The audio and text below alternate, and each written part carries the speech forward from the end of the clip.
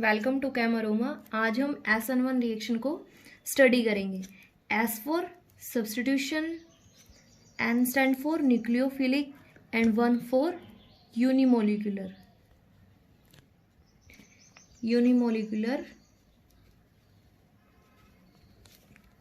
Nucleophilic, substitution reaction SN1।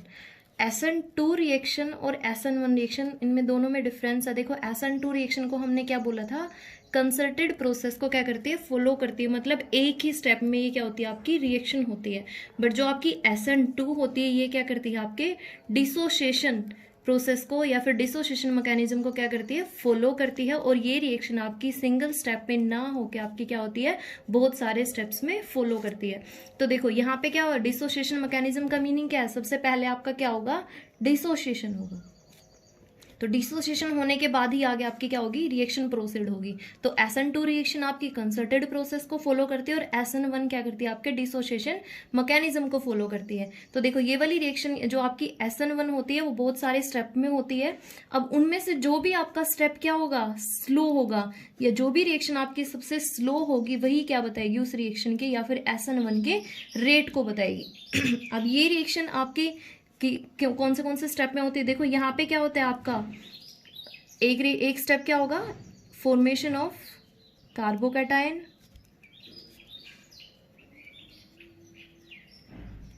Books में बस यहाँ 2 स्टेप्स तक ही लिखा होता है, फॉर्मेशन ऑफ कार्बोकैटायन, और सेकंड स्टेप क्या होता है आपका, अटैक ऑफ न्यूक्लियोफाइल। ठीक है, तो देखो यहाँ पे फॉर्मेशन ऑफ कार्बोकैटायन, बट यहाँ पे और भी स्टेप होते हैं। कई बार क्या होता है, हमें अपने कार्बोकैटायन को क्या करवाना पड़ता है, रीअरेंज कराना पड़ता है, रीअरेंज। तो यहाँ पे क्या हो जाएगा, एक स्टेप क्या होगा, रीअरेंजमेंट ऑफ कार्बोकैटायन। तो देखो हम एग्जाम्पल के साथ करते हैं। सबसे पहले जैसे ही करते हैं, हमने क्या लिया, कोई भी tertiary butyl bromide CH3 CH3 Br, ये क्या है आपका टर्सरी ब्रोमाइड। तो देखो सबसे पहला स्टेप क्या होता है इस रिएक्शन का, वो क्या होती है, ये रिएक्शन क्या होती है, बहुत ही स्लो होती है। स्लो होगी तो ये क्या होगा, यही आपकी रिएक्शन का रेट डिटरमाइनिंग स्टेप होगा। मतलब ये आपकी रिएक्शन का क्या है, RDS है। तो यहां से आपको क्या मिलता है, कार्बोकैटायन की फॉर्मेशन होती है CH3 positive plus Br negative. ये भी क्या होता है, आपका एक न्यूक्लियोफाइल ही बाहर निकला है। अब देखो ये क्या है आपका कार्बोकैटायन। तो फर्स्ट स्टेप क्या हुआ, फॉर्मेशन ऑफ कार्बोकैटायन।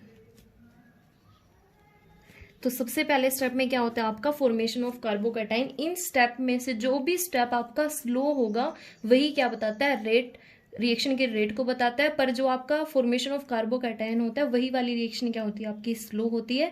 तो यही क्या बताएगी, आपके रेट ऑफ रिएक्शन को, या फिर यही क्या करेगी, आपके रिएक्शन के रेट को डिटरमाइन करेगी। तो देखो यहाँ पे क्या है, आपने बोला है आपका क्या बनेगा, ये कौन सा कार्बोकैटायन है, आपका टर्सरी कार्बोकैटायन। ठीक है, और ये रेट कैसे इस रिएक्शन के ऊपर कैसे डिफाइन करेगा, देखो जितना स्टेबल आपका क्या बनेगा carbocation, more stable be the carbocation,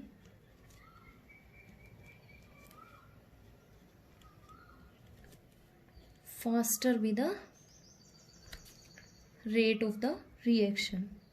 मतलब जितना स्टेबल आपका क्या होगा, कार्बोकैटायन होगा, उतना इस रिएक्शन का रेट क्या होगा, आपका फास्ट होगा। तो देखो फर्स्ट स्टेप आपका हो गया। सेकंड स्टेप में क्या होता है, जो आपका कार्बोकैटायन बना है CH3 ये आपका क्या है, टर्सरी कार्बोकैटायन है। अब देखो यहाँ पे हमें रीअरेंज करने की जरूरत नहीं है, क्योंकि आपका कार्बोकैटायन ऑलरेडी क्या है, मोस्ट स्टेबल है। मोस्ट स्टेबल है तो आपको रीअरेंज नहीं करना। आप डायरेक्ट क्या कर सकते हो, आप न्यूक्लियोफाइल का अटैक कराओगे।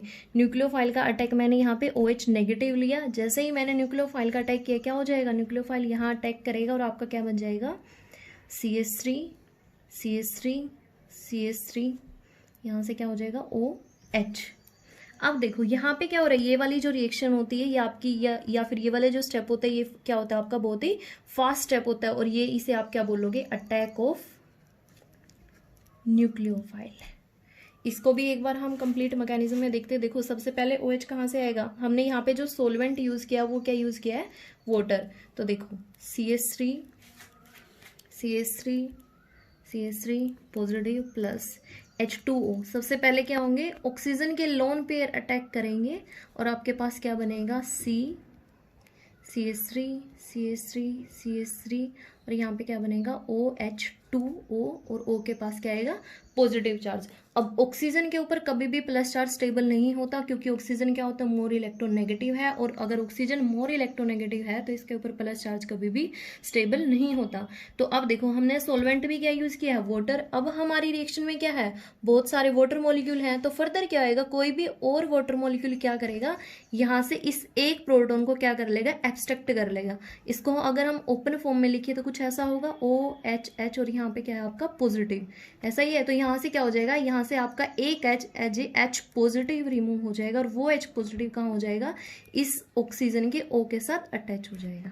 तो यहाँ से फिर आपके पास क्या बचेगा, CH3 और यहाँ पे क्या रह जाएगा आपका सिंपल O, और आपका क्या मिल जाएगा यहाँ पे H3O पॉजिटिव अलग से बन जाएगा।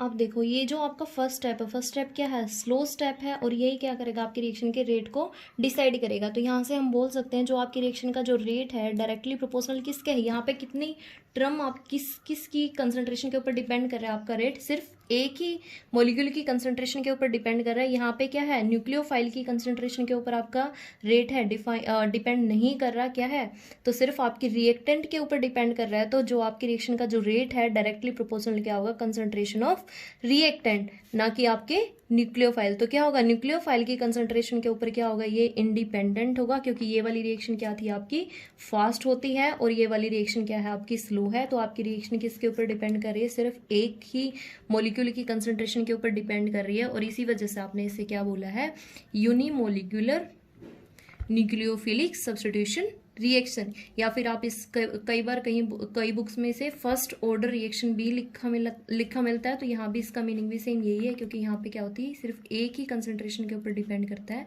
तो वो क्या होता है आपके रेट। अब देखो यहाँ पे क्या है, आप न्यूक्लियोफाइल की कंसंट्रेशन को चाहे इंक्रीज करो इसकी कंसंट्रेशन को या डिक्रीज करो, कोई इफेक्ट नहीं पड़ेगा SN1 में। बट SN2 में क्या होता है, SN2 रिएक्शन आपकी रिएक्टेंट और न्यूक्लियोफाइल दोनों के ऊपर डिपेंड करती है। तो जैसे ही आप न्यूक्लियोफाइल की कंसंट्रेशन को इंक्रीज करते हो तो उसका रेट भी इंक्रीज हो जाता है। बट यहाँ पे आप न्यूक्लियोफाइल चाहे स्ट्रॉन्ग लो वीक लो, कंसंट्रेशन को इंक्रीज करो डिक्रीज करो, कोई इफेक्ट नहीं पड़ेगा। बट अगर आप रिएक्टेंट की कंसंट्रेशन को इंक्रीज कर रहे हो तो आपका रिएक्शन का जो रेट है वो क्या हो जाएगा, फास्ट होगा, न्यूक्लियोफाइल की कंसंट्रेशन के ऊपर डिपेंड नहीं करेगा। तो देखो अब हमने एक स्टेप बोला था कि आपका क्या होता है, रीअरेंजमेंट प्रोडक्ट भी बन सकता है।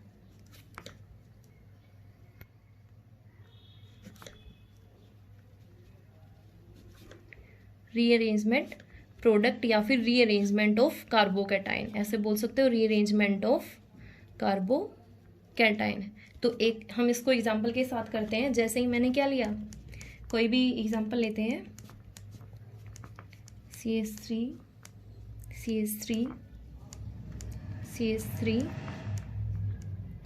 यहाँ पे क्या आएगा, CH3 ले सकते हो आप। यहाँ पे क्या हो जाएगा आपका, कोई भी Br लगाया और ये क्या है आपका CH3, यहाँ पे H लेना पड़ेगा। अब देखो यहाँ पे हमने क्या लिया, आपका जो लिविंग ग्रुप है यहाँ अटैच है।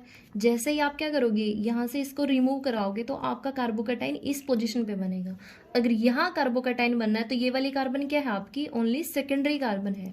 बट यहाँ पे देखो आपके पास CH3 ग्रुप लगा हुआ है, यहाँ पे आप किसी भी एक CH3 को रिप्लेस भी करा सकते हो H के साथ। तो देखो यहाँ पे जैसे ही मैं रिएक्शन को फॉलो करती हूँ, फर्स्ट स्टेप क्या था आपका, स्लो स्टेप था। तो क्या हो जाएगा, फॉर्मेशन ऑफ कार्बोकैटाइन।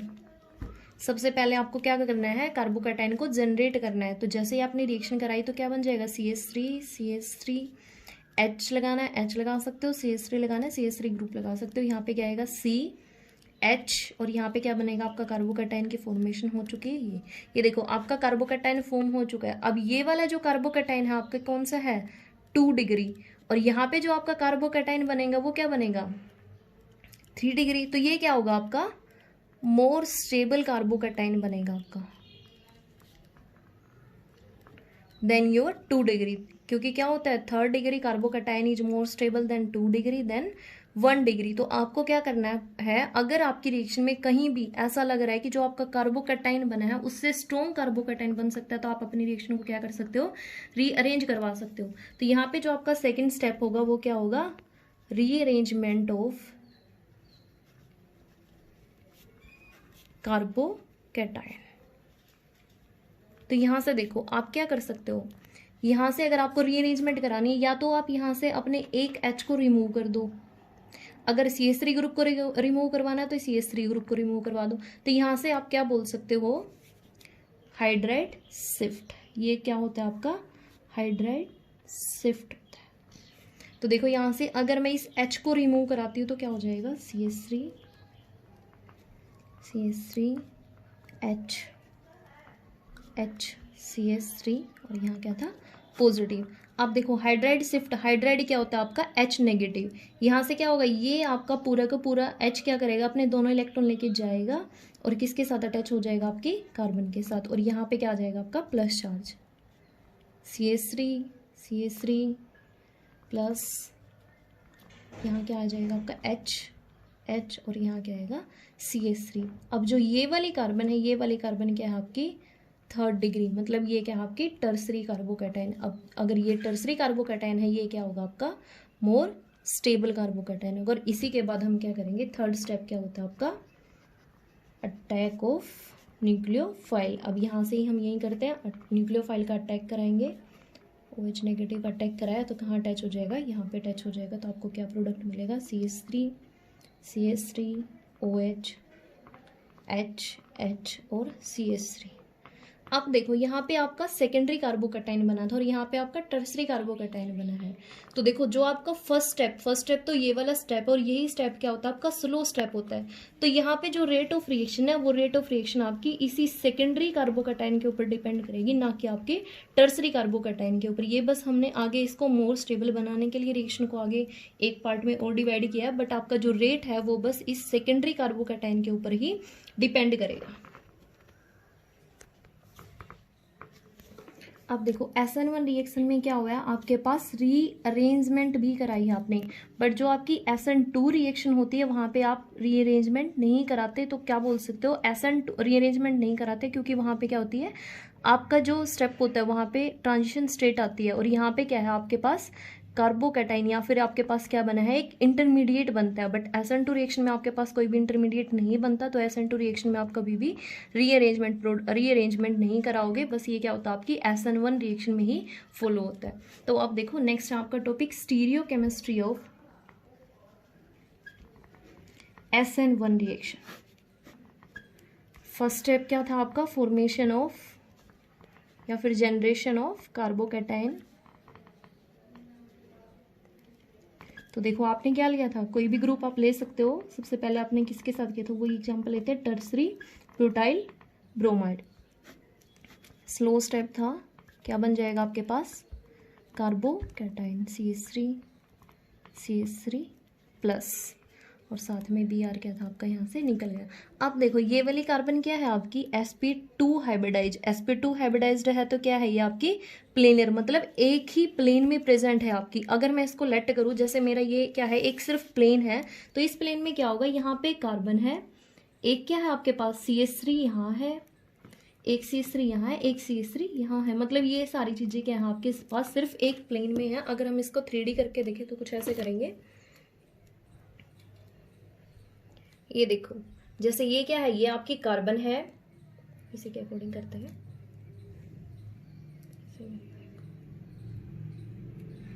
अब देखो एक कार्बन ये है, एक कार्बन इस कार्बन के साथ CH3 लगाया, कार्बन के साथ CH3 ग्रुप लगाया, कार्बन के साथ CH3 ग्रुप लगा हुआ।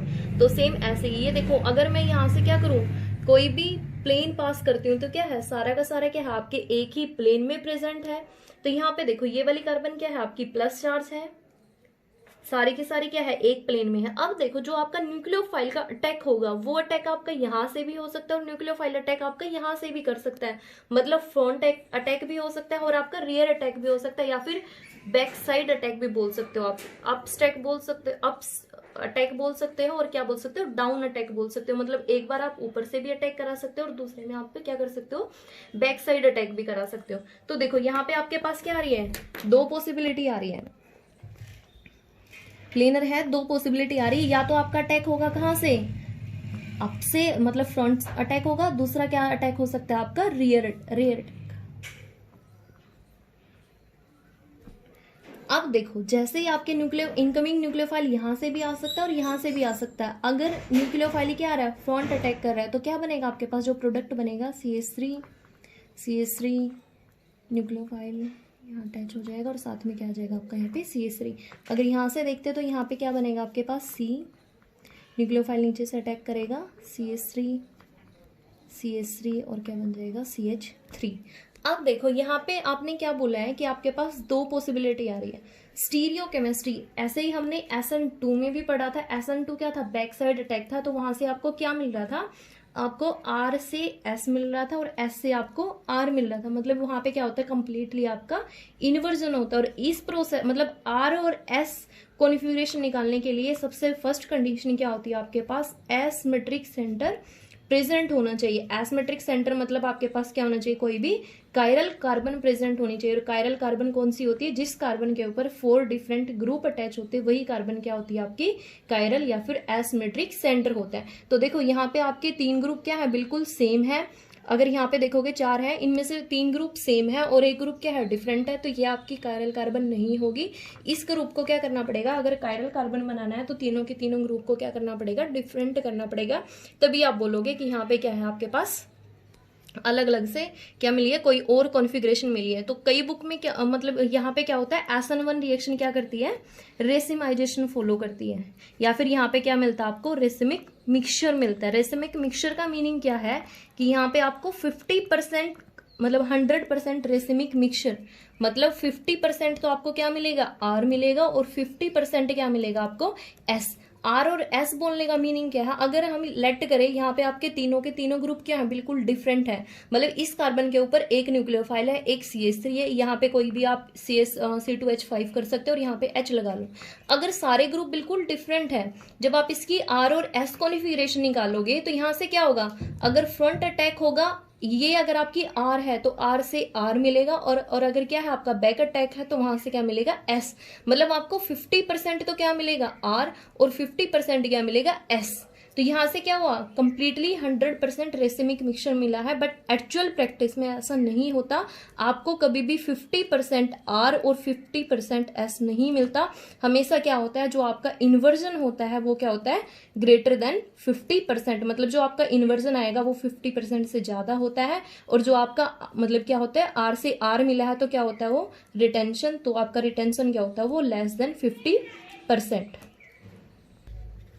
अब इसको हम एग्जाम्पल से करते हैं। देखो अलग अलग कोई भी हम कायरल कार्बन लेंगे, CH3HC2H5, साथ में क्या ले रहे हैं हम, आपका कोई भी न्यूक्लियोफाइल अटैच है। तो देखो न्यूक्लियोफाइल तो बाद में अटैच होगा, चलो हम ऐसे ही करते हैं। यहाँ पे क्या था आपका, एक कार्बोकैटायन फॉर्म होता है और ये कार्बोकैटायन क्या है आपका 2 डिग्री कार्बोकैटायन है, तो क्या है, स्टेबल है। उसके बाद क्या होगा, न्यूक्लियोफाइल अटैक होगा। न्यूक्लियोफाइल जब अटैक करेगा क्या है, एक ही प्लेन में है तो आपका फ्रंट अटैक होगा और एक क्या होगा आपका बैक अटैक होगा। तो देखो जो आपका अप अटैक होता है उसमें क्या होगा, न्यूक्लियोफाइल बिल्कुल सेम साइड से ही आपके अटैक करेगा। तो हम इसको कुछ ऐसे ले लेते हैं, CH3HC2H5 और एक क्या हो जाएगा आपका यहाँ पे बन जाएगा न्यूक्लियोफाइल का अटैक हो जाएगा। सेकेंड क्या है, अगर वो क्या आ रहा है बैक में, तो आपका क्या हो जाएगा CH3C2H5 और यहाँ पे क्या आ जाएगा आपका H और यहाँ पे क्या होगा आपका न्यूक्लियोफाइल अटैच हो जाएगा। तो देखो अब यहाँ पे अगर लेट करते हैं, अभी जस्ट हम निकालते नहीं है, अगर यहाँ पे क्या है आपकी R आई है तो यहाँ क्या मिलेगा आपको, R से R और यहाँ क्या मिल रहा है आपको S। अब देखो R से R मिल रहा है तो क्या होती है वो, R से R रिटेंशन, मतलब सेम कॉन्फ़िगरेशन मिल रही है। और अगर R से क्या मिल रहा है S, तो वो क्या होता है आपका इन्वर्जन। तो देखो कुछ बुक्स में क्या लिखा होता है कि कंप्लीटली आपकी रेसिमिक मिक्सचर को ही फॉलो करते हैं, मतलब 50% आपका क्या मिलेगा, R बनेगा और 50% आपको क्या मिलेगा, S मिलेगा। बट एक्चुअल प्रैक्टिस में ऐसा नहीं होता, कभी भी 50% ना तो R बनेगा ना 50% S बनेगा। जो आपका इन्वर्जन मतलब जो आपका S बनेगा वो क्या बनता है, हमेशा ज्यादा बनता है as compare to your S। वो क्यों बनता है, उसके पीछे रीजन देखो। अब देखो हम क्या ले रहे थे, CH3 C2H5H। अब देखो यहाँ पे जो आपका न्यूक्लियोफाइल अटैच था हमने जब टर्सरी ब्यूटाइल ब्रोमाइड लिया था उस टाइम पे, हम एक बार इसको ऐसे ही लेट कर दें, यहाँ पे आपका ब्रोमीन ग्रुप अटैच था। देखो रिएक्शन से बाहर निकलने के बाद यहाँ पे आपका पॉजिटिव चार्ज आया था, बट देखो Br नेगेटिव यहाँ से निकला है, तो क्या ये देखो ये पॉजिटिव चार्ज है और Br नेगेटिव आपका यहाँ है, तो क्या ये इस सेंटर को इजिली यहाँ से बिल्कुल बाहर चला जाएगा, नहीं, क्योंकि क्या है, अलग अलग चार्ज है आपके पास और अलग अलग चार्ज है, तो थोड़ा सा अट्रैक्शन होगा, मतलब बॉन्ड तो ब्रेक हो चुका है, बट ये क्या करेगा, इस रिएक्शन को थोड़ा सा क्या करेगा, इसके पास ही होगा, और यहाँ से जब आपका न्यूक्लियोफाइल अटैक करेगा वो इतना जल्दी अटैक नहीं कर पाएगा, तो इसी वजह से क्या होता है। बट अगर आप बैक से देखोगे तो यहाँ पे क्या कोई भी आपके हिंडर नहीं होगा, और हिंडर नहीं है तो क्या हो जाएगा, आपका बैक साइड अटैक ज्यादा अमाउंट में बनेगा या फिर ज्यादा परसेंटेज में बनेगा। मतलब अब क्या होगा, ये जो आपका इन्वर्जन होता है ये मोर अमाउंट होगा, मतलब मोर देन 50%, और ये क्या होगा आपका लेस देन 50%। तो देखो यहाँ पे रेसिमिक मिक्सचर मिलता जरूर है, मतलब R और S कॉन्फ़िगरेशन बनती जरूर है, बट ऐसा नहीं है कि वो बिल्कुल आपकी 50% में ही बनेगी। इन्वर्जन आपकी क्या होगी, मोर होगी, और जो आपकी रिटेंशन मतलब जो आपके सेम है वो क्या होगी, आपकी कम होगी, मतलब लेस देन आपकी 50% होगी। नेक्स्ट क्लास में हम factor affecting of unimolecular nucleophilic substitution reaction को कंप्लीट करेंगे।